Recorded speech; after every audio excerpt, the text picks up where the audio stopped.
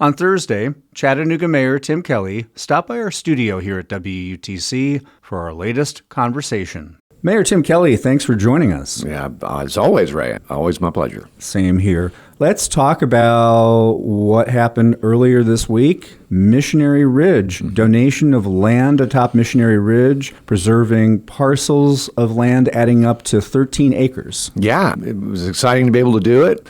You know, it's a really cool neighborhood. Chattanooga's full of these kind of neighborhoods where I've lived here my entire life and I had never been up that road, the north end of Missionary Ridge, a neighborhood called Battery Heights. But it's a really cool spot, and it's a great thing to be able to add this surplus acreage to add to our bank of conserved land, all in kind of the interest of really becoming that. Well, we are a national park city, but that is kind of the organizing principle, right? We're trying to conserve land wherever we can. And this touches on historical significance, going back to the Civil War, and also environmental. Yep, it's right across from Billy Goat Hill, which is already preserved state land, and I think that's where Sherman. The Battle of Missionary Ridge would have happened a day earlier. He stormed up that thinking that he was storming Missionary Ridge, and it was a false top. So, again, yeah, it has historical significance, but a lot of native species, a lot of cool species there. And, again, we need to do more density where we need density in the interest of affordable housing, but where there are green spaces that should be preserved, we're going to try to preserve them forever. And that will not be the last. We have a lot more that we're working on, through the legal details, but there'll be a lot more behind that. And then how accessible is this area now? How accessible will it become? It's, again, I think mainly be an asset for the neighborhood because it's a pocket, if you will. But, I think for that neighborhood, it's going to be a tremendous asset. I don't see it as, it's not going to be a Coolidge Park or anything of that nature. But, again, we're going to chip away at this an acre at a time and again, protect as much property as we can, land in Chattanooga. Let's talk about the city budget recently approved, and we're now in that fiscal year here in the city of Chattanooga, unanimously approved by the city council, doing more with less to account for the sunsetting of federal pandemic aid dollars and also inflation. Yeah, it has been difficult. We had to plug some gaps, particularly with the West Side project to keep that thing moving. Again, inflation has been up, I guess, on average about 22% in the last 5 years. And so essentially we're getting by on, what is that, 88 cents, because dollar for dollar's not worth today what it was 5 years ago. So, we still have not addressed raises for police and fire. We have to do that. We're diving into that process now to figure out whether we can find the savings in government or how much of it we can find. And then, we'll deal with an adjusted millage tax rate down the road, working with council to try to pay for that increase for police and fire because they have to have it. They are now the lowest paid force in the region. And the percentage of the city budget that goes to police and fire, it's an overwhelming amount. It's a huge chunk, if not the largest piece. It is the largest piece. But again, public safety is the baseline. I mean, we can't really build. It's kind of like the old Maslow's hierarchy of needs, right? That the bottom layer of the pyramid is public safety. Without that, you got nothing, right? I mean, that is the price of admission, and so that we have to take care of. And we're not talking about, exorbitant pay. We're not talking about leading the region. Huntsville, for example, I mean, we could never catch up with what Huntsville pays their officers. We can't. But we can at least pay them fairly, and that's what we're going to try to do. Let's talk about a few things that are in this budget for this fiscal year that we're now in for the city of Chattanooga. Building on One Chattanooga, starting with universal early learning, more than $1 million going to early learning centers. Yeah, look, that is and remains one of the main pillars of the One Chattanooga plan, and so we're focused on figuring out how to support it and build out more seats and more quality seats wherever and however we can. I mean, again, there is this case to be made that we should be spending the vast majority of our educational dollars on early childhood because by the time a child is 5 years old, the bread's baked. If a child does not have a good early childhood experience, everything else is remedial. So it is really, really important and foundational in terms of building a better city and a better world. Another pillar of ensuring accessible housing choices for all Chattanoogans, including for South Broad and one West Side, as you mentioned earlier. Yeah, our affordable housing work is really getting underway and gaining momentum. And again, as we were talking about before we came on the air, building takes time. A lot of this stuff really takes time, and a lot of our affordable housing innovations and policy are just now beginning to hit, but they are hitting, and I think we're going to catch up with the curve quickly this year. And one of those tools in the toolkit is Invest Chattanooga. Talk more about this fund and also the person who has now come on board to run that. Yeah, so Invest Chattanooga is a really innovative public-private partnership. It's a $20 million fund that will lead to $400 million of mixed income housing by making kind of bridge loans, in essence, to get projects financed. Because the valuation, and you get into the weeds here in terms of finance, but it has to do with the fact that the valuation is lower when a project is still in the conception building phase than it is when it's finished. And so this bridges that, and it's a revolving loan fund. And we've just hired Matt Bedsole to lead that, who came from Atlanta. And Atlanta is one of the cities in the country who's actually led in this regard. And Matt was front and center in the Housing Innovation Lab in the Atlanta Mayor's office. So it's a huge get to bring him to Chattanooga. And we're really, really looking forward to seeing what that organization can do. What are some results that have come out of Atlanta? Again, I think you need to get Matt in here and talk to him. But I mean, they've managed to do a lot of really exciting projects that otherwise wouldn't have penciled.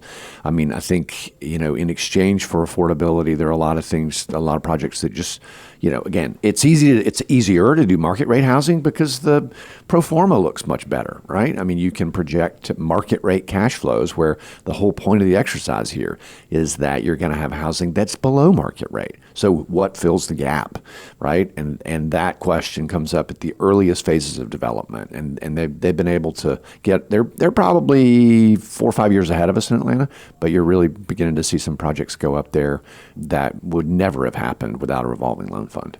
Another piece of the city budget now in place for this new fiscal year here in the city of Chattanooga, aiming to close the gaps in public health, including transitioning community centers to community resource hubs. Yeah, again, this one is, the more I kind of ponder the role of city government, the more I realize that it's all community health. One of the biggest kind of light bulb moments for us was looking at gun violence as a health crisis, right? As a public health crisis. And when you begin to connect the dots between the social determinants of health and mental health and the way people are conditioned to behave, it all kind of comes together. But the hub of that, physically speaking, is our community centers.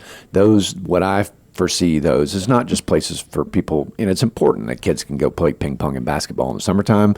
That's what they've always been, but they can and should be a heck of a lot more than that, right? Places for everything from health checkups to group counseling sessions to financial literacy classes to workforce development. You should be able to go there and learn to garden or cook or any number of things. And that's what I see for community centers in Chattanooga. If you're talking about the whole person, the whole family, the whole child, holistic is a word that gets thrown around a lot. We are known to throw it around ourselves, but not for nothing. But this is an example of that. No, that's exactly right. I mean, that is the way we need to. But one of the problems with government, and this sounds very political, but it's not, is that we don't have competition, right? So there's no external force to make us innovate in government other than vision, right? But that whole of government approach is something I'm really proud we've been able to affect. I can tell you it was not that way because government tends to be very siloed, but we really are kind of clicking as a team in city government. And, again, our approach to gun violence is a classic example of that because we are looking at it. Every department is working together. Humans aren't siloed, right? And so we have to approach it the same way.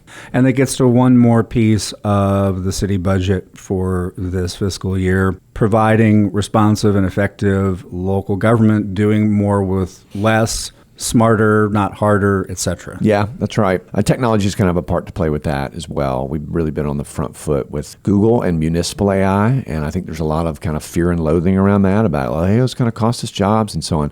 We don't have enough people to do the work now in government, right? We don't work to produce dividends for shareholders. If I were in private business, I'd be a little worried about AI taking my job.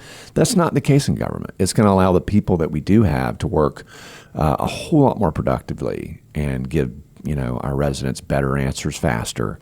And it already is, very frankly. I mean, it's having a big impact. And so we're going to continue to lean into that, in the interest of efficient, effective government. Well, let's stick with that for a moment, because last month you were at the U.S. Conference of Mayors in Tampa, and you led a panel on AI. What did you all talk about? What did you hear? Yeah, it's fun. It's funny. I find myself in this position. I came out of a sort of a quasi-techie background, I guess, and maybe because I do look at things a little differently, we seem to find ourselves on the front edge of this municipal AI thing. And so I get asked to do these sort of things a lot. And I interviewed Ellen Kamei, who's the mayor of Mountain View, where Google's based, and we were just talking about all the various ways that we use AI so far. I mean, we're really on the front edge of this to govern better, and there are a bunch of ways. I mean, there's going to be impacts to workforce development, again, inside government, outside government.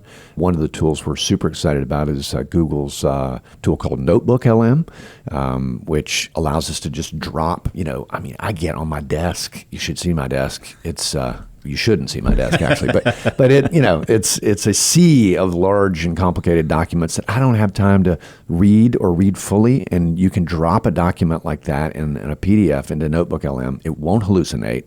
And, and query it about it. It'll give you a summary. You can ask it anything about the document. You can turn it into a quiz. You can turn it into a podcast if you're on a long drive, and it'll tell you about the document. I mean, and that's going to produce, a more productive government, for not just for me, but for all of my departmental directors. And alongside that, you have, as you always do with emerging technology, ethical questions. Mm-hmm. How are these programs set up? What are they focused on? Yep. And for the people on the end of the program, what are they doing with that information, that data? Yeah, so we did not just rush into this.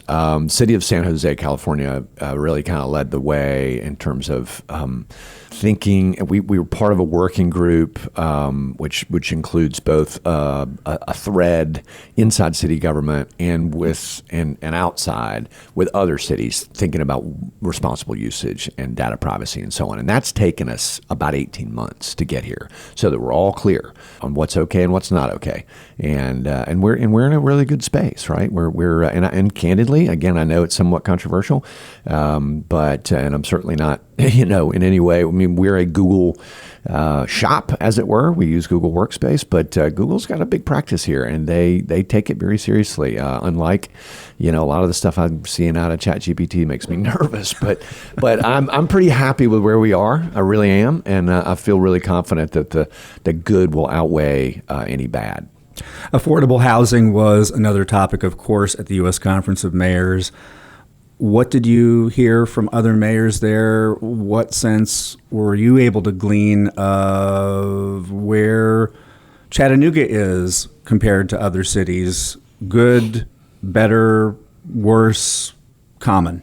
Yeah, I mean, we all have the same issue. I mean, most of us, and it is about affordability. It's also about making sure that builders can build more quickly and with less cost. And so it's always this dance between, what's the proper amount of regulation, because we can't just completely deregulate. I mean, we have to have standards and codes.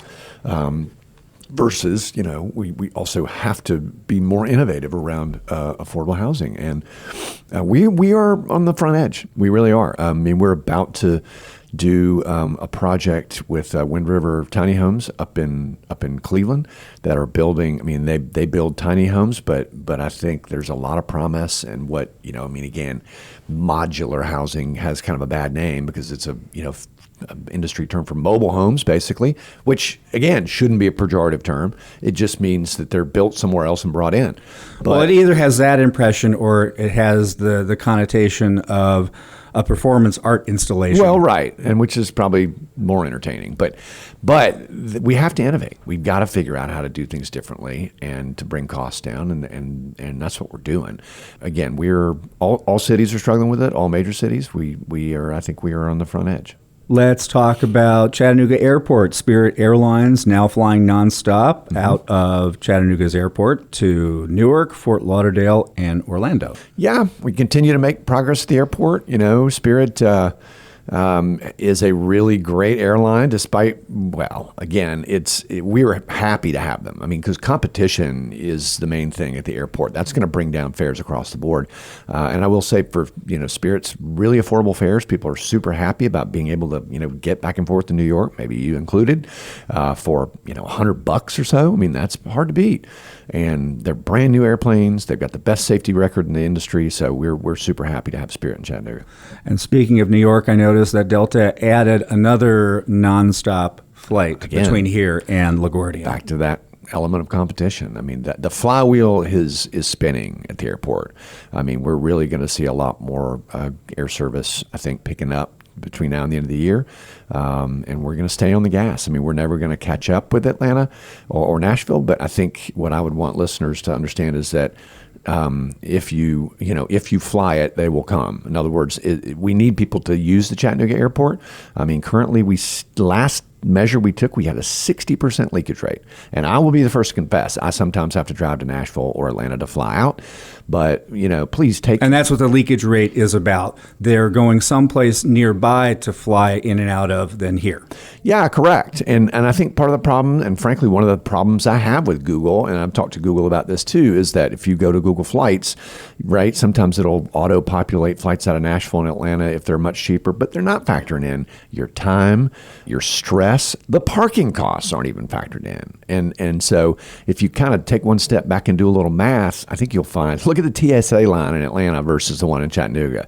I have a lot of sort of anecdotal stories from people that are like, it's going to be marginally more expensive. It is to fly out of Chattanooga, but when it comes right down to it, you may find that it's in the aggregate cheaper. Let's talk about our campus, UTC. Dr. Lori Bruce started as our new chancellor this week. She has been attending events and meeting people here for quite a while before her official start. In your State of the City address last year, you spoke about UTC, its level of research for a university, and where you think that ought to go, where that needs to be. Mm-hmm. What are you hoping to see from Dr. Bruce and the university? What can you share? Well, look, there's one thing that's become really obvious to me now, roughly 5 years in, when you kind of look at the structural, at the 10,000 foot level, what are the structural elements that make for a healthy, thriving city that's moving in the right direction. And one of those is a fully resourced university. And again, UTC is a fantastic school. I live right behind campus. I love it. I love the culture of the school. I love everything about it.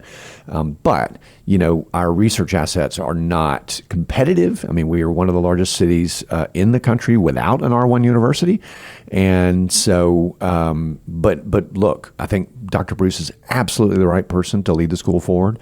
And the president of the system, Randy Boyd, has assured me and her that, that the UT system is behind this path to push UTC forward in terms of research assets. So I'm very bullish on the future. We also got a new dean of engineering, which is very, very encouraging. So I think we're headed in the right direction. Let's talk about EPB. 2025 ranking from Consumer Reports of best and worst home internet providers. Mm-hmm. EPB ranked among the best in the U.S., number 2 nationwide. Yeah, I mean, that's a fantastic story and on a couple of fronts, right? I mean, EPB, it's extraordinary that we would have the number 2 ranked internet provider in the country. I mean, everybody knows or should know. I don't know why anybody would use another provider because they're faster and cheaper and, you have symmetrical up and down. It's fantastic. But I think the really interesting story there, that's kind of a dog or rather a man bites dog story in a sense because it's a government entity. It's independently managed with an independent board, but it's a city-owned entity And, there's a narrative here that government stinks at running things. And, UPB is sort of exhibit A as to why that's not the case. I mean, they run a hell of an operation. And the customer support's all local. I mean, it's just a fantastic organization up and down the line, and full credit to David Wade and his whole team at EPB that just does such a fantastic job. I mean, it is kind of the crown jewel of Chattanooga in many, many respects. Let's talk about the YMCA Summer Meals Program and its impact on our community. Yeah, I mean, look, it's a really great program on its face, but another indication of like how well Chattanooga does at working together between, the public and private and philanthropic sectors. But the YMCA of Metropolitan Chattanooga has this program, free summer food program for kids, at 70 locations. But the thing that makes it really great is that CARTA is stepping up to help make it more accessible by connecting families with those meals through the Read and Ride program at the library. So meals are on a first come, first served basis. Up to 18 years old, any kid, any walk of life that, can go and get free food. Obviously, no child should ever go hungry. I mean, this is a classic example of a social determinant of health, right? If a kid's hungry, how are they supposed to be physically or emotionally healthy or, God forbid, learn anything? So meals are available, again, like I said, at 70 locations, and CARTA's route map and all the YMCA summer meal locations are on our website at chattanooga.gov. There's also a community open house on Thursday, the 24th of July at 5:30 p.m. at the James A. Henry Community YMCA. Yeah, exactly. If you haven't been to that Y over in the West Side, I mean, that community is on the cusp of a real transformation with the West Side Evolves project, and it used to be an elementary school over there. It's a really cool facility. So, yeah, I hope the community takes advantage of that. We've talked about maps a few times earlier in this conversation. I want to just swing this back around to GIS technology as a tool for city government, Geographic Information Systems technology as a tool for city government. Yeah, well, look, UTC has this is a great collaboration between UTC and the city too. UTC has a great GIS practice. I actually, guilty pleasure, one of my monitors at work basically just stays on the what we call Gizmo 5, which is the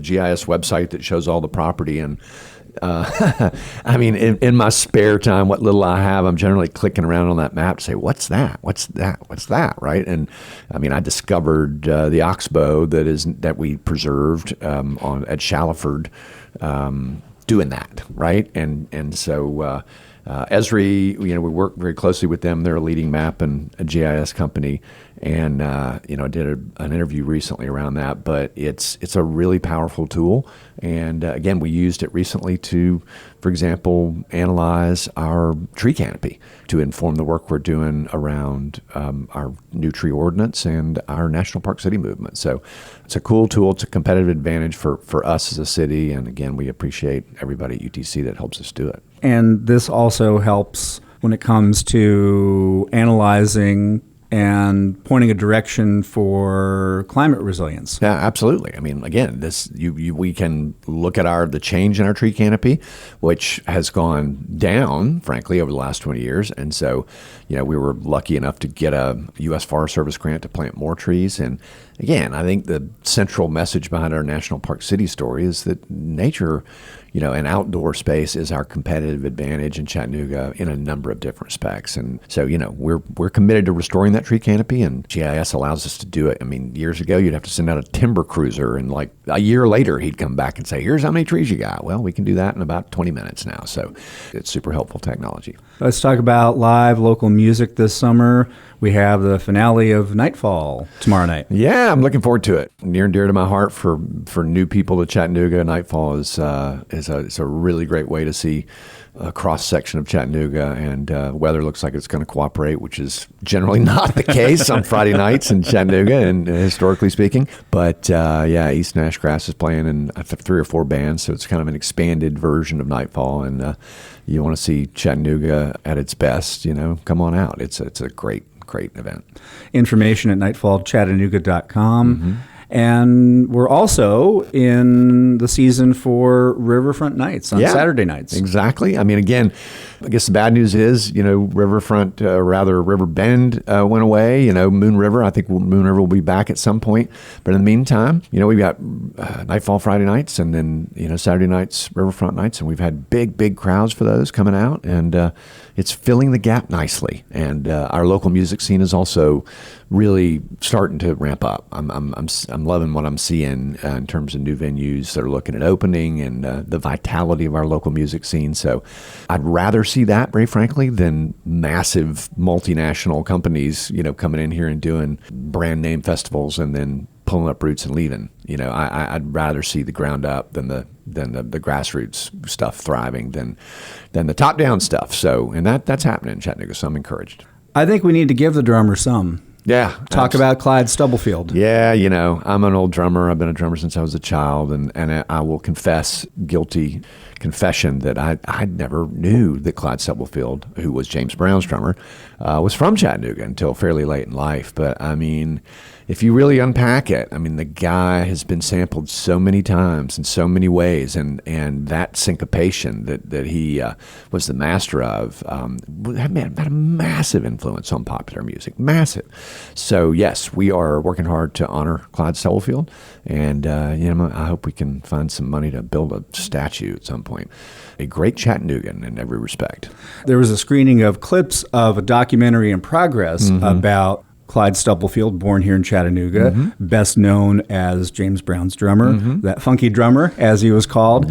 And there are plans in the works to honor him within this month. Yeah, no, that's exactly right. And I think that will continue. I mean, there's a movement afoot to get Clyde Stubblefield into the Rock and Roll Hall of Fame, I believe it is. And so we definitely want to support that. And again, the story behind that, of course, is that, which we hope to revive in some way, shape, or form, is that 9th Street, now ML King, was really the core of a incredibly thriving music scene. And that's where Clyde Stubblefield cut his teeth. I mean, that we had a really thriving musical culture up and down 9th Street back in the day. And we need to get back to that place. And it's fascinating to learn how the sounds of the city at the time that he was born and was growing up influenced him. Everything from seeing the Armed Forces Day Parade to the sounds of the factories and the sounds of nature, despite all the industry. Yeah, I mean, Chattanooga, frankly, one of the things that I spend a lot of my spare time pondering unsuccessfully is Chattanooga's musical sort of genre, if you will. I mean, again, in sort of the elevator pitch version, everybody knows that Memphis is blues and Nashville's country and East Tennessee is bluegrass. But Chattanooga, one of the things that's so fascinating is that we are kind of where the lowland South meets the upland South, bluegrass meets the blues. And that's what's so fascinating. It's not neatly pigeonholed in any way, shape, or form. It resists that. It does resist it. So, again, if I'm putting on my kind of marketing hat, that's frustrating. If I'm putting on my Chattanoogan hat, it's cool as hell, and I wouldn't change it for the world, right? But it's a puzzle that my mind continues to struggle with, right? I mean, how do you explain that to people? And we will continue to explain that and talk about many, many other things. In the meantime, for people who want to keep up on everything at the City of Chattanooga, where can they go online? Chattanooga.gov, our new and much better website. It's funny how in government, when you don't really get a lot of, I get a few cards and letters saying, thanks, good job. But usually what you get is people just not complaining anymore. And that website was just awful. So we're glad to get it fixed. It works really well. We also have a great newsletter at mayor.chattanooga.gov, which you can sign up for. All right. Chattanooga Mayor Tim Kelly, thanks so much. Thank you, Ray.